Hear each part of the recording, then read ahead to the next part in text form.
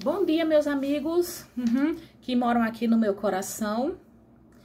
Eu estou fazendo um vídeo sobre um assunto que Richard Fox, o meu amigo, me pediu para fazer, a Teodiceia, né? Que a Teodiceia é muito usada por cristãos evangélicos e católicos. Ela também é usada em outras religiões, né? Como o islamismo. E a Teodiceia é um conceito que almeja justificar a existência do mal no mundo em um contexto onde existe um Deus onipotente, onipresente e benevolente. E os ateus, nós, criticamos a Teodiceia por diversas razões. Os ateus veem a ideia de um Deus onipotente, onisciente e benevolente como incongruente com a existência do mal no mundo. Se Deus é onisciente e onipotente, benevolente, por que então há tantos problemas como guerras, mortes de inocentes, abuso sexual, violência, crimes, não é? Fome? Segundo os ateus, só podemos deduzir que ou Deus não existe, ou existe e resolveu não agir.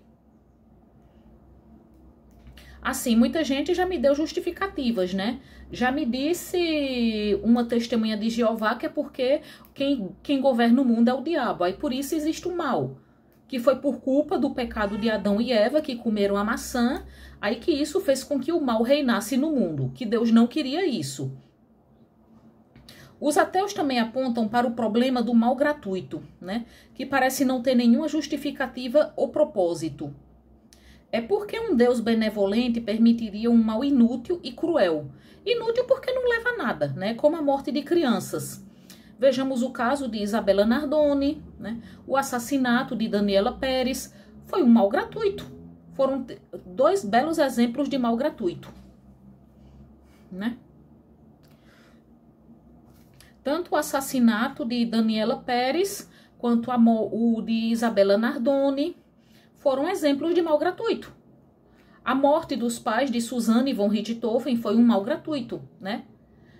A gente não vê nenhum propósito para isso, né? Assim, e os ateus, assim, eles criticam muito as justificativas usadas pela Teodiceia, né? Assim, de que Deus não interfere no livre-arbítrio, ou então um plano divino em que o mal seria parte de um propósito. Mas se nós analisarmos bem, o mal ser parte de um propósito, né? Assim, são coisas inconsistentes e vagas. Qual seria o propósito da morte de uma criança? Como, por exemplo, Isabelle de Freitas, de apenas 3 anos, lá no sul do Brasil, assassinada, né, pela mãe e pelo padrasto. Ela foi espancada até a morte pela própria mãe e pelo padrasto. E a justificativa dada por eles é que eles queriam corrigi-la, porque ela estava se comportando mal. Imagina, né, espancar até a morte uma criança de 3 anos. Mas não há propósito nisso. Com que propósito Deus permitiria isso?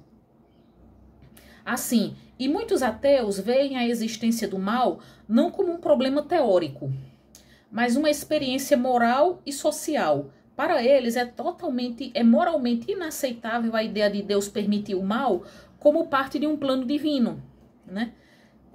Seria parte de um plano divino a morte de Daniela Pérez? Então, Guilherme de Pádua, ele não foi responsável pelo que ele fez. Ele foi um mero instrumento da vontade divina. Alexandre Nardoni e Ana Carolina Jatobá foram instrumentos da vontade divina, né? Digamos assim, eu soube do caso de um rapaz vítima de homofobia, né? Então, os assassinos foram parte do plano divino. Eles agiram conforme o plano divino.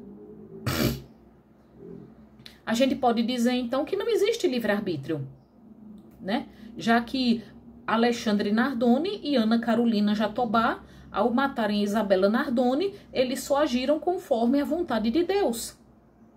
Estão vendo como isso soa cruel? Né? Assim, aí, segundo os ateus, né, analisando a Teodiceia, se o Deus da Teodiceia fosse real, seria, segundo eles, indiferente ou então maligno. Por exemplo, houve o caso daquela infeliz moça que morreu na Indonésia, Juliana Marins. Eu vi num canal espírita, no YouTube, que eles disseram que a morte dela não foi por acaso. Agora imagina, você, ou seja, o propósito de sua vida. Deus permitiu que você viesse ao mundo para que você morresse aos 26 anos, com toda uma vida pela frente, ao cair de um vulcão, enquanto fazia uma trilha. Tenho eu para mim que aquilo foi só um infeliz acidente, né? Até o livro de Jó também é muito usado pelos que defendem a Teodiceia. Eles dizem que, assim, a história de Jó mostra que a gente precisa passar por provações, porque a nossa fé é testada e que Deus tem direito a nos testar. Temos que passar por isso para ver o poder de Deus, né? Uma senhora crente, ela me disse que Jó tinha que sofrer para ver que Deus, assim como deu tudo a ele, tem todo o direito de tirar. Aí vamos ver também. Os ateus que contestam a Teodiceia dizem que o mal pode ser resultado de causas naturais, como seleção natural, conflitos sociais e disfunções orgânicas, e não parte de um plano divino.